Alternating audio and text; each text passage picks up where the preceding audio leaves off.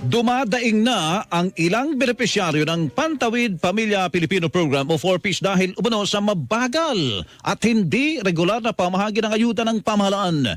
Ayon kay Angela Tobello, Pangulo ng Samahan ng Nagkakaisang Pamilya ng Pantawid, hindi umano nasusunod ang itinakda ng pamahalaan na pamahagi ng ayuda kada buwan. Mula noong 2022, grabe po talaga. One year walang payout. Yun yung ang hirap, ma'am.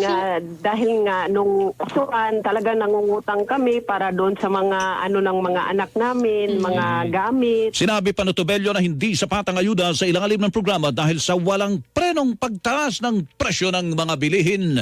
Talagang kulang dahil nga ang taas ng bilihin ngayon. Ang bigas, grabe, 67. Talagang bigas na binibili namin kasi nga kahit walang ulam, masarap siya kainin. Sa gitna nito, sinabi ni Tobello na pabor ang kanilang grupo sa mungkahing wag nang patawan ng value-added tax o VAT